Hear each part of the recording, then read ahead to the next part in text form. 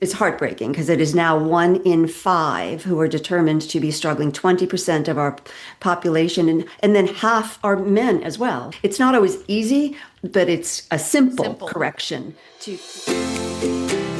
Welcome to the Inspired Living with Autoimmunity podcast, the podcast for high achievers who want to stay sharp, focused, and full of energy despite their diagnosis. With your host, National Board Certified Functional Medicine Health Coach, Julie Michelson, where Julie helps you take your power back from autoimmunity. And now here's your host, Julie Michelson.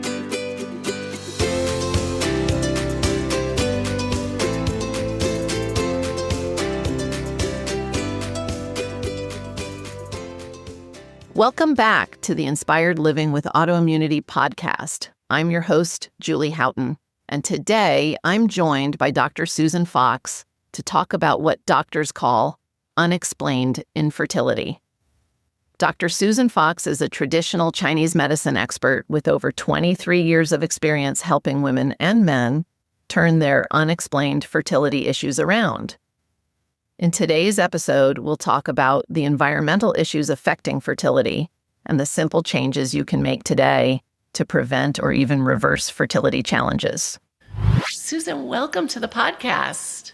Thank you. I am so happy to be part of the conversation. I think it's an important one, and I hope that your listeners get some tidbits out of it that will be interesting and useful for them. I have absolutely no doubt, knowing just what a wealth of knowledge you are, that this is definitely going to serve.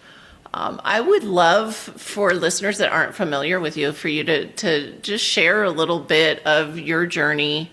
What led you to become a fertility expert? Well, what led me to become a fertility expert was actually quite coincidental in that I thought I was going to be a GI expert. But when I set up my first practice, it happened to be across the hall from a reproductive endocrinologist. And it was really grassroots, patient-driven, because at that time, it was just becoming aware through some research that acupuncture and Chinese medicine, acupuncture in particular for this research, was very helpful in improving positive pregnancy outcomes. So, people who are struggling with fertility are very motivated to know, what is next? What are their options? And so with that point of view, I just rolled up my sleeves and took a deeper dive and got board certified so that I could really deliver for them, because it's a very time sensitive and emotionally sensitive time for people. It is. It really is. Mm-hmm. And take us back a little bit further. Yes. And how did you how did you choose traditional Chinese medicine as your path to help people? Well, I think this is very appropriate to the conversation as well. It was that I had, at that point, an undetermined autoimmune condition. And it took, decades, because it was really in the Wayback Machine that my symptoms were present, and I was being bounced back and forth between GI and psychiatry or psychology, because neither could find a problem with me. Mm-hmm. And I went to an acupuncturist just out of desperation. Sure. And this was when I think Nixon might have been president. I think that's how far back it was. And it was just becoming made aware in the States. Sure. But interestingly enough, the treatment worked, because Chinese medicine can link patterns. We don't use diagnoses per se. We use patterns of disharmony and find ways to tweak our system or encourage our system to get back into balance. So fast forward from there, 25 years later, after a career in corporate and marriage and children, when it was time to go back to work, I thought, no, this is my window. I really needed to fulfill on this calling. So I started later in life. I started at age 40 when I went back to school. Mm-hmm. Okay, trailblazer. I love it. And it is. I just had a conversation with somebody this week about that pattern of, the rebirth or what's next, right? Yes. Once, maybe career number one is done or paused, and mm-hmm. kids are now a little more self-sufficient or on their own. And so, well, I have this conversation with patients lots of times that you're never done. Right. If there's any inkling that there's something that you want to do, get started. Yeah, I love it, and I love the, obviously the passion and purpose behind your choice. Thank you. So would you walk us through kind of a traditional Chinese medicine 101, as far as for people that are completely unfamiliar? I love, you just already mentioned I think all good medicine isn't diagnosis. Medication is not the model. Exactly. And so I really always have appreciated, because it's the same as, precision medicine or functional medicine, looking at the body as a whole and these systems, but sometimes it is just a balance issue and not some big outside thing that we're looking for.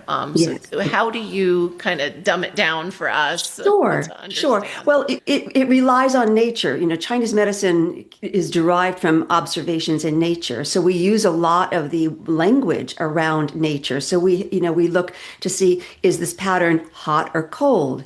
Is it dry or damp?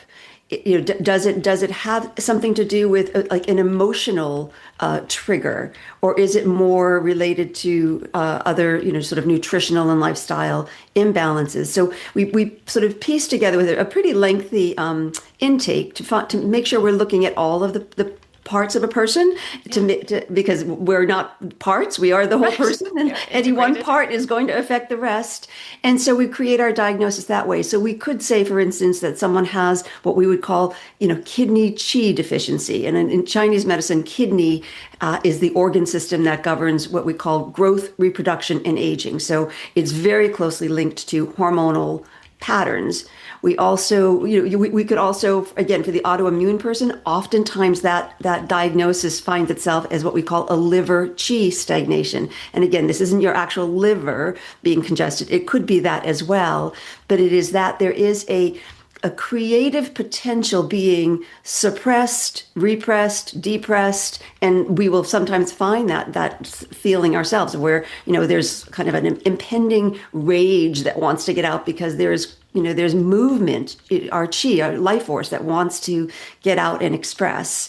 And when we put a lid on that, that's when we're actually doing ourselves some harm. And oftentimes, as I say, the people who have an autoimmunity diagnosis. Again, I'm not opposed to diagnosis. We're languaging creatures, so it really helps us to find a starting point. Yeah. But the diagnosis is just a way to name what's been going on. But yes, so and I love that for the autoimmunity patient or client because it's a much easier one to resolve. Like their chi is good. They're not worn down. They just need to find ways to sort of restructure. What they're taking in, how well, whether they're assimilating, how well they're eliminating, and lifestyles and relationships to bring some balance back. And oftentimes you'll see, of course, we'll dietary lifestyle things, the gluten-free, all of those as well, but we'll see the antibody levels just completely plummet so that they can live in air quotes remission forever if need be. Right. Oh, I love that. I want to highlight, the idea of suppressed, repressed. If you think of the most common autoimmune diagnosis being, Hashimoto's or a thyroiditis, and we talk about the swallowing of the words and it so ties into, I think, the emotional pieces. Without a doubt. Looked in Western medicine. Yep, without a doubt. I mean, we see the trauma experts now, right? Who clearly point to the link between our emotional health and if there's again a suppressed or repressed trauma, that energy has to go somewhere, and often it goes right against our own tissues. Yeah, yeah, absolutely. Which ties in to even just thinking of your journey with purpose, right? Yes. People, it breaks my heart, but also I feel honored to help people connect with purpose. As so many women, they're coming in for their autoimmune symptoms, but they've lost their purpose and are not in touch with what their purpose is, or where, what joy, you say, what brings you joy, and they just kind of look at you blankly, like, Yes. and I do think that's one of the beauty, and they've lost touch with nature, just Right. to tie it in a bow with the Right. Chinese medicine being Right. connected with nature. I think all of us in modern times are so out of touch with nature.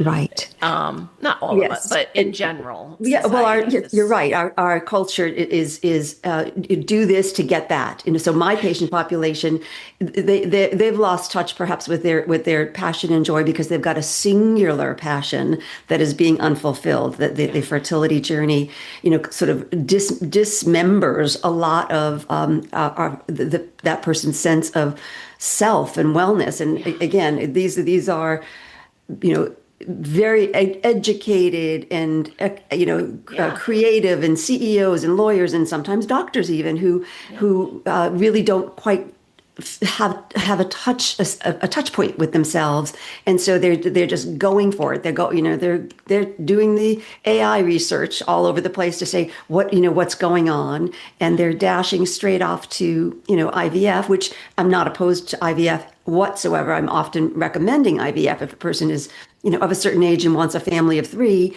Likely that she's going to need to get some embryos banked, but that person needs to get well first, because the state of her eggs is a reflection of the state of her whole health, including her emotional health.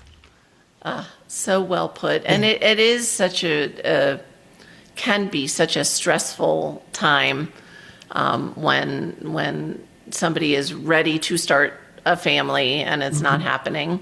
And we know from this side of, the higher we drive the stress, the less likely. Exactly. But just telling somebody, oh, hold it lightly, Right. oh, Well, relax. and that's not helpful, because and ironically, the person who is the most stressed is the one who's getting the diagnosis of unexplained infertility. So this is a person who, tell me what to do and I'll go do it and I'll achieve. And here she's sort of in limbo. There is no explanation. And of course there is almost always an explanation. It's just not one that is in the conventional medicine model, where that a reproductive endocrinologist can point to and say, oh, well, it is diminished ovarian reserve, or it is endometriosis, or it is polycystic ovaries. They just kind of go, we don't know what it is, so it's unexplained. So if anybody's kind of like listening an autoimmune symptom, right? Exactly. So how do you, because I so appreciate your blended approach, Yes. right? So can you share with us a little bit of how you're pulling in this experience? Sure. Yeah. Because I would think say that the more people can find well-rounded support like you, the better. Thank you. So, I've been doing this for about 24 years, and so have been working closely with the reproductive endocrinology, associations. And so I've had to learn their language as well, so that I can help translate to the patient or client, what does that diagnosis again mean, and what can we do about it? And so I'll often not use, for instance, Chinese herbs, even though I love Chinese herbs, because the patient and the doctor are unfamiliar with it. So I will use supplements and dietary recommendations that help support their diagnosis, getting them back into balance. And then for people who aren't able to come into my office, this is a need far beyond my zip code. Sure.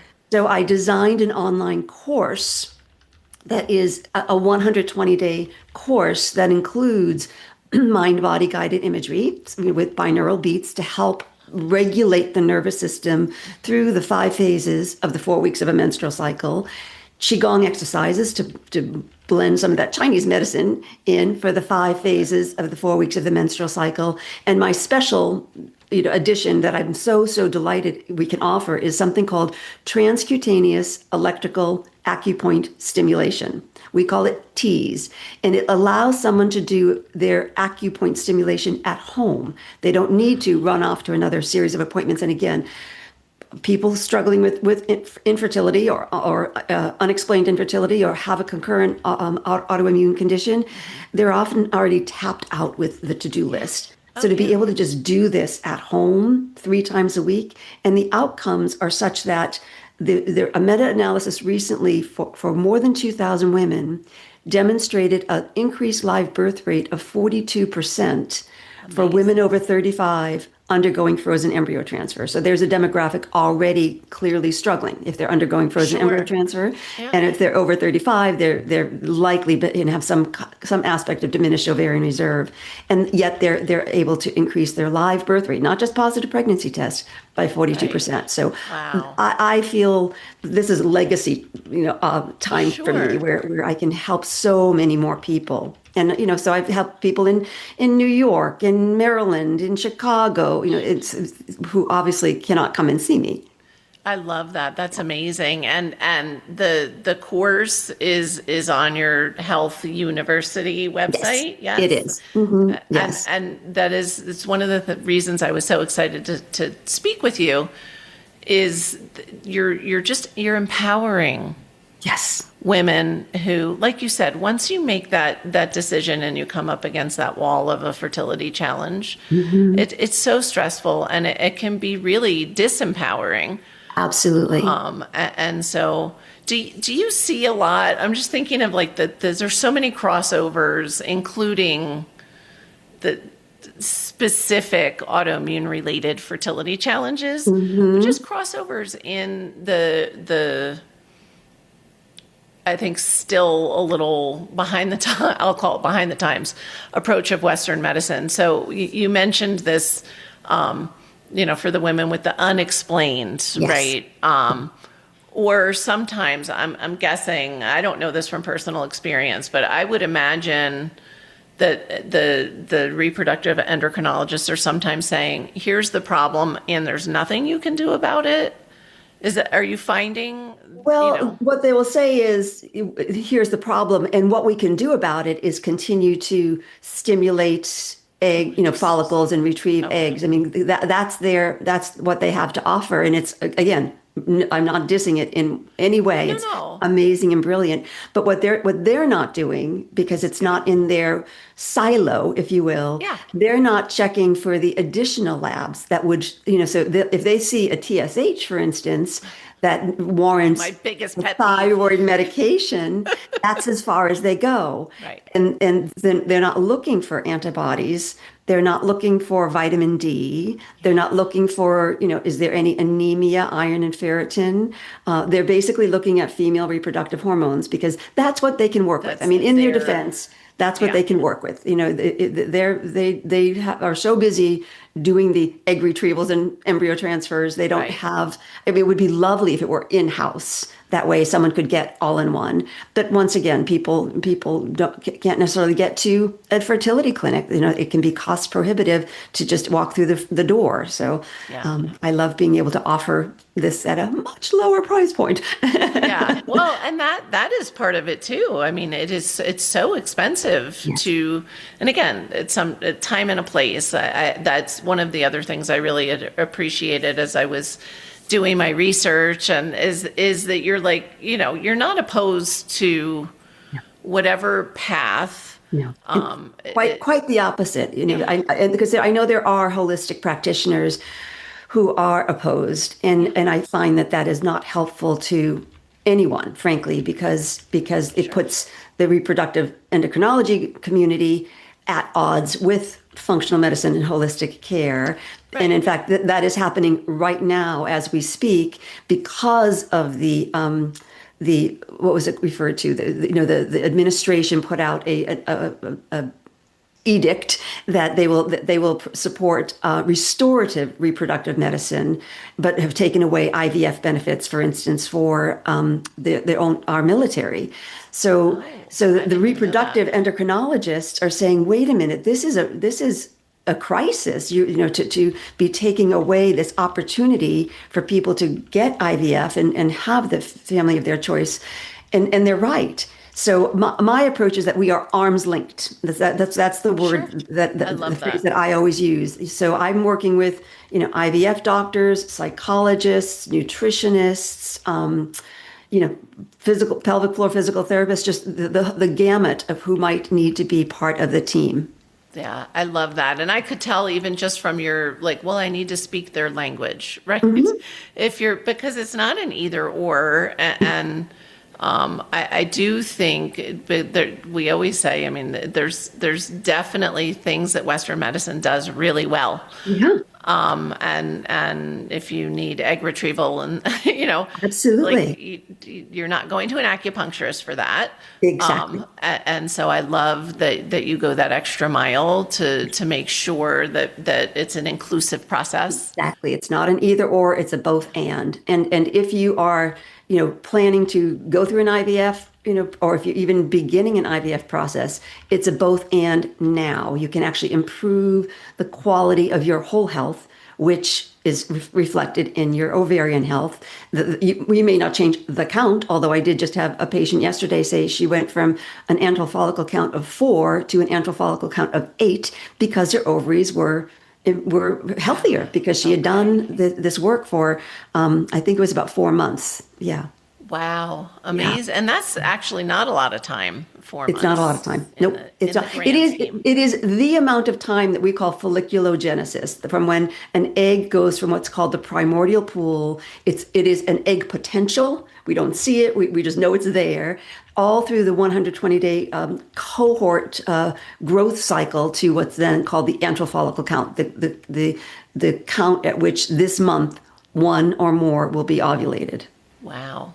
Yeah. Okay. So but you also need to be, I guess the reason that I'm thinking 4 months is pretty quick, because again, looking at whole health, it depends Yes. on what kind of changes somebody needed to make Yes. or Yes. the lifestyle piece, right? Without a doubt. I mean, if I ruled the world, I'd have a year before someone Right. was saying it's go time. Sure. And I'm always kind of on a podium saying, please at least get tested, Yeah.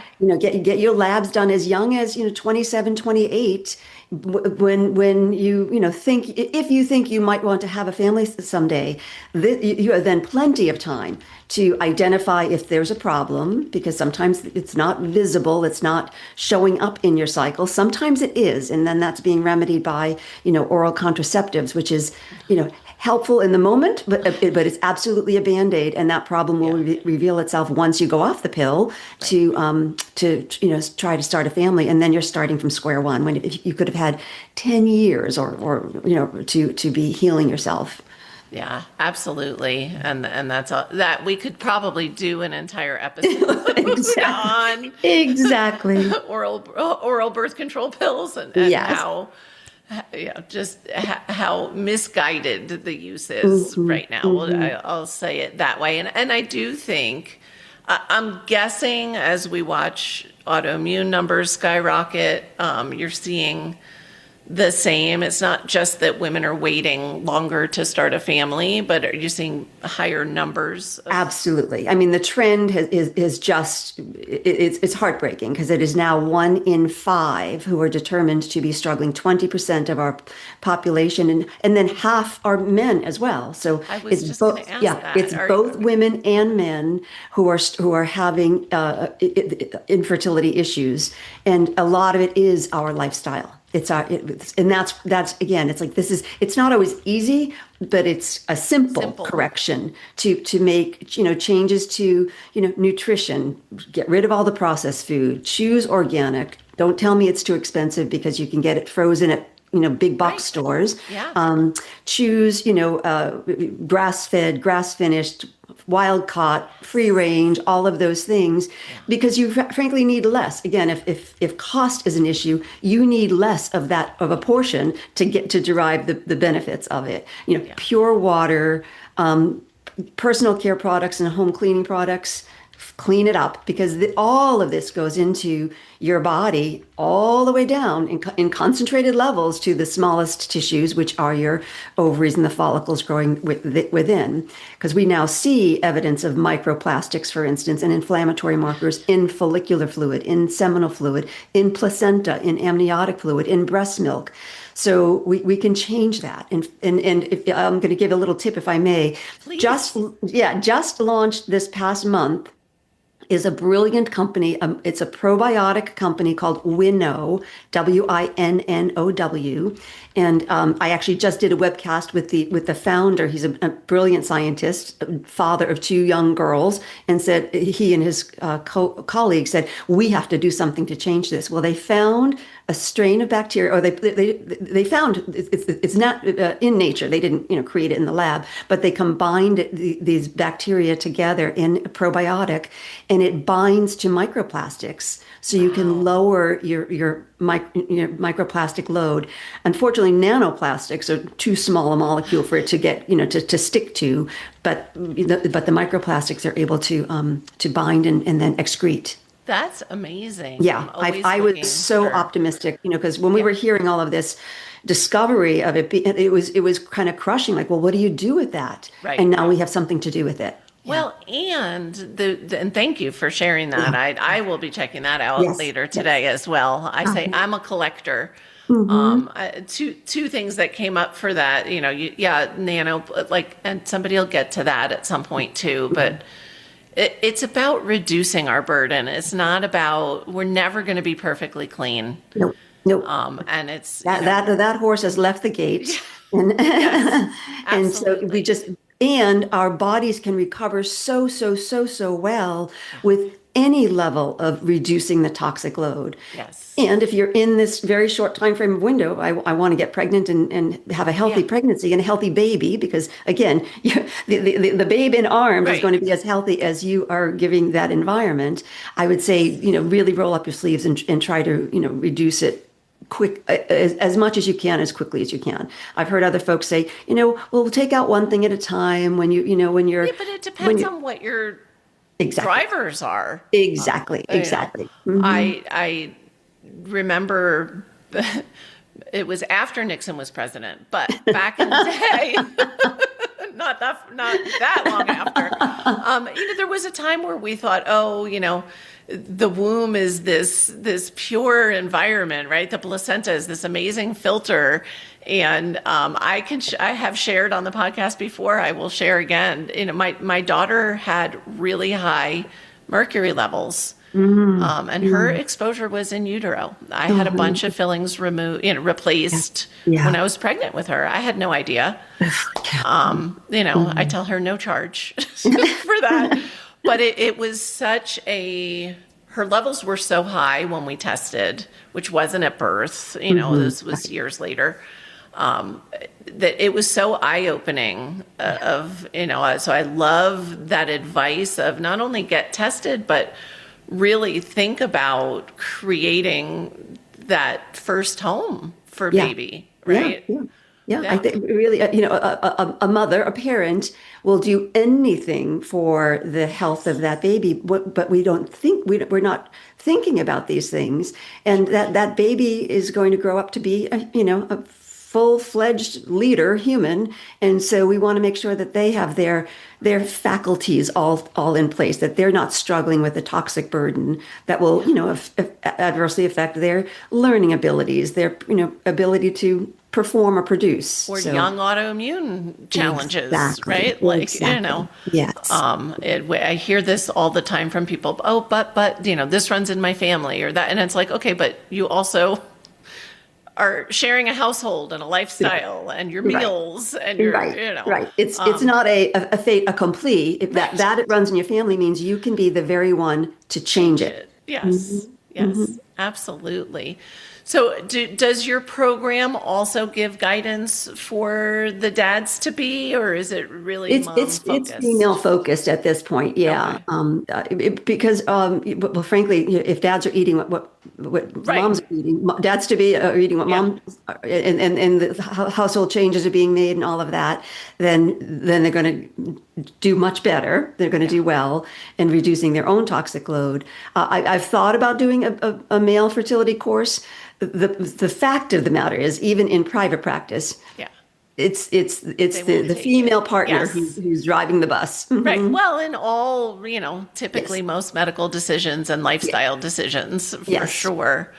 Are Yes. there, like, thinking of modern times, and I want to highlight, because there's such a crossover when I think of these big health challenges, and I'm using the word big intentionally because I think of chronic health challenges, but then when I think of fertility challenges, those are big. Yeah.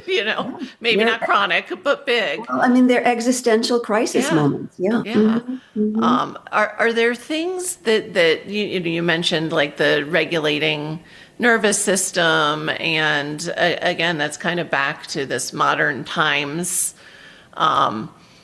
just the way society is set up right now. But are there things that you think are really major? I mean, you talked about the plastics and the food system and those things.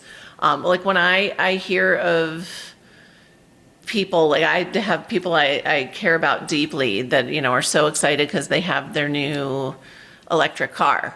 And I tend to, and I'm a little bit cynical. I blame it on being from New Jersey, but I tend to, like, one of my first thoughts is like, I hope you don't want to have kids sitting on that battery. I was just seeing this decline in young men too, in hormone levels and health. Are there any like big red flag things for you? And again, I'm aware that the science isn't fully out yet on some of the things that seem a little obvious to me. Do you have any of, like, definitely don't X?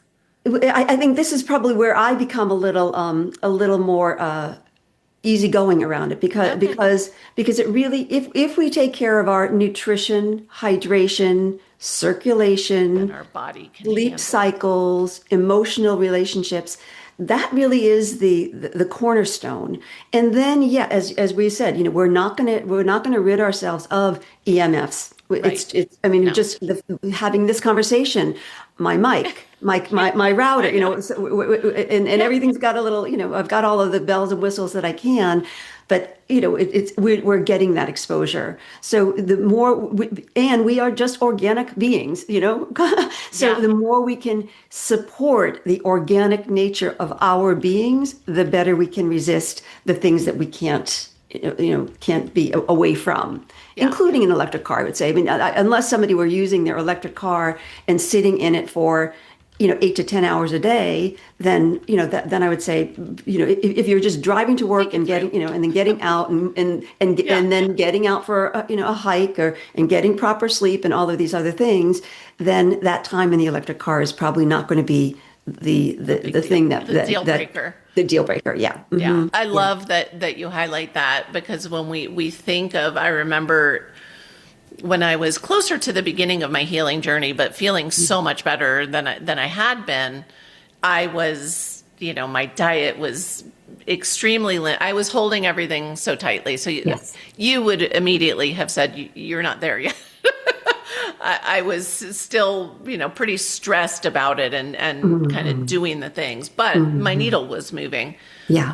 And I remember years ago, my now husband saying, but true wellness is resilient, right? The body is supposed to be resilient. And so I love that you say that, because when we homeostasis, right? Yeah. Homeostasis is not static. It's moving.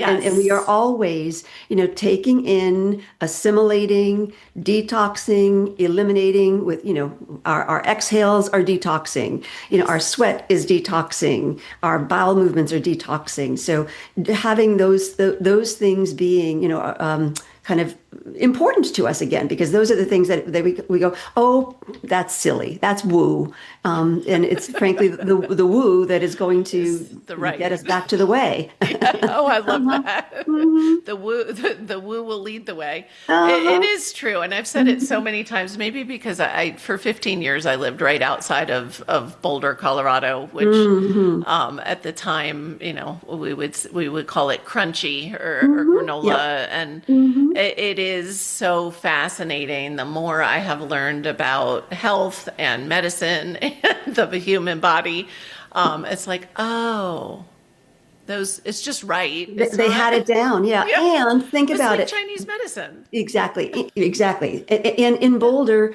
there is much more natural surroundings, right? You're not Sure. living in a concrete jungle. And Yeah. so it's almost as though this relationship with nature is what helps us remember our relationship with ourselves as nature. Without a Yeah, doubt. I mean, yeah. even just the shift when I went from working from home 4 days a week to working from the clinic 4 days a week, Hmm. I had to totally recreate my routine because I Yeah, had so much connection with nature just built into my day yes, at home. And yeah. it's like, oh, if I'm in an office building for 9 hours, well, I need to Hmm. actually bring some intention to this now. Absolutely.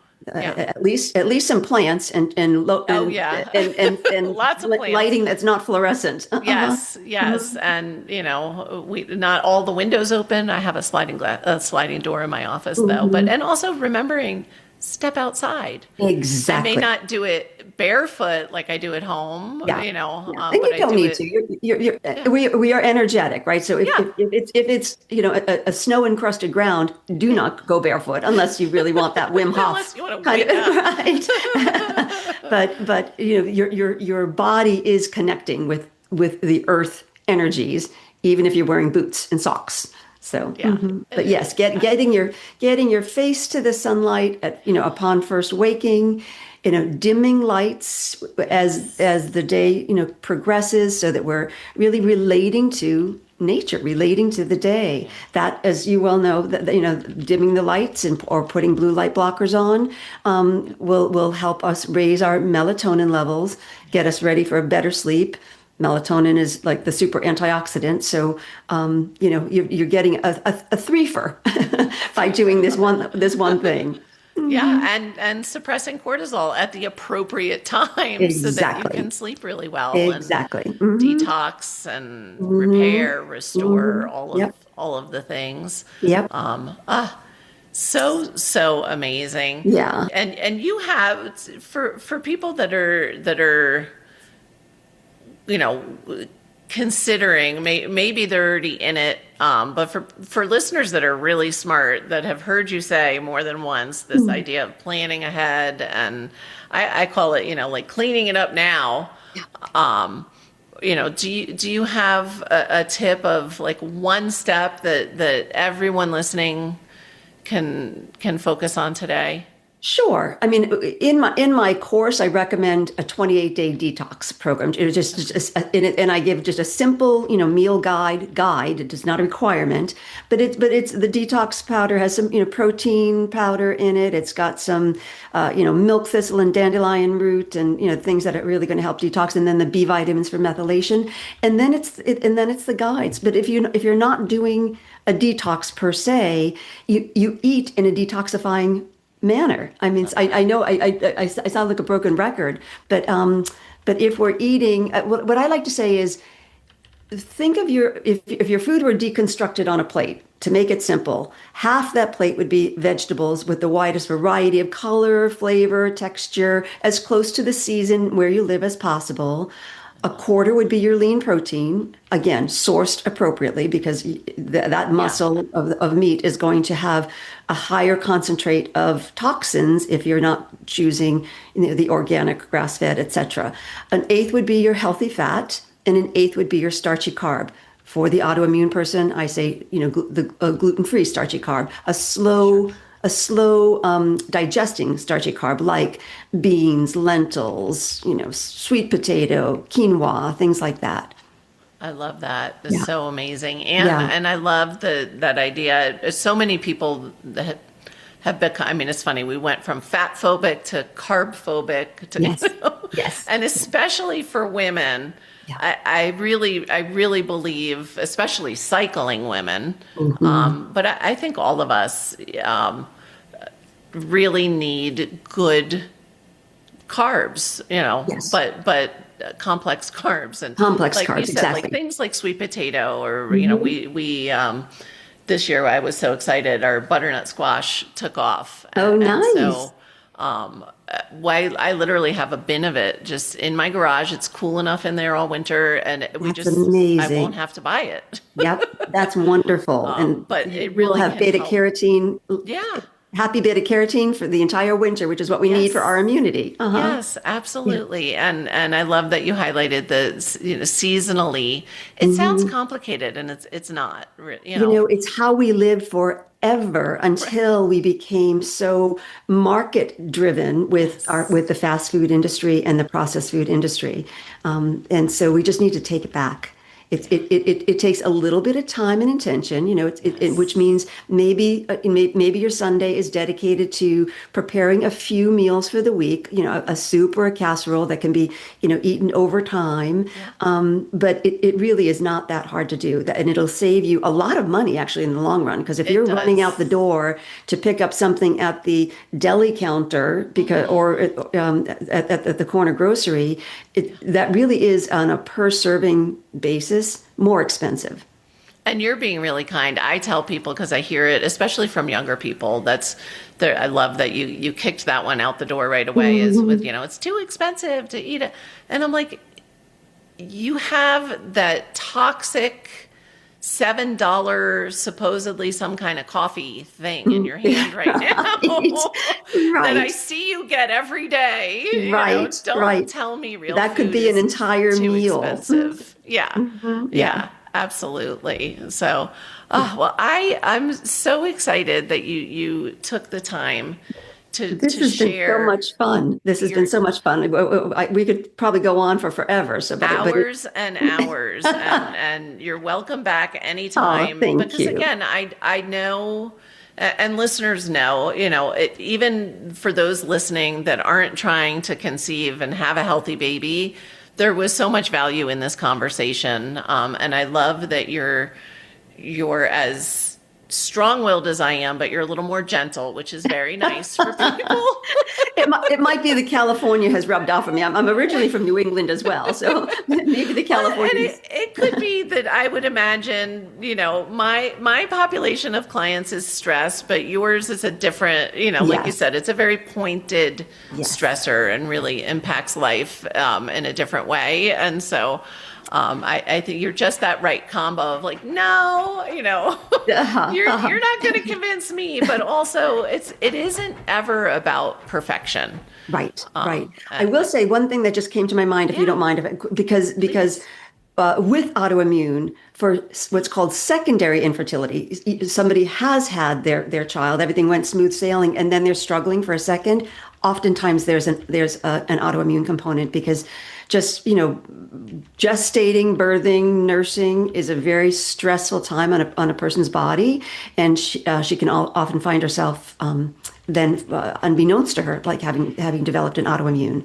So Yes. I test love for that if you're struggling. I love that you highlight that, Mhm. because those big hormone fluxes really, it's the same as, things like lupus can go into remission with pregnancy, right? Exactly. It can work in both directions.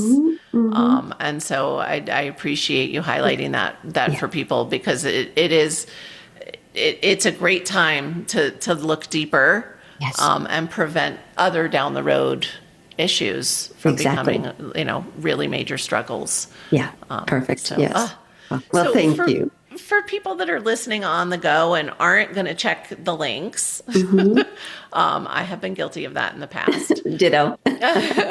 Where's the best place for people to find you? So probably the easiest place to remember to find me is drsusanfox.com. And from there, there'll also be a link to the website that I referenced for this online course, because that can feel a little tricky to get that down. It's called Health University, but university is spelled Y-O-U because it's the University of You. I love it. And that is a .co. So if that feels like a little bit like, oh, that's just too many words, go to drsusanfox.com. You'll find your way over to. It'll just take a couple more links to get over to the course, and reach out by email. That's all of those links are just inside that drsusanfox.com. I'm on socials, Dr. Susan Fox. So it's pretty easy to find me if you just look for Dr. Susan Fox. And it's spelled just like it sounds. It's not even tricky. So Exactly. I love that. Exactly. Yes. Which is Thank amazing. you. And I will say, for people or if they're trying to remember both websites, it's so easy to get to Health University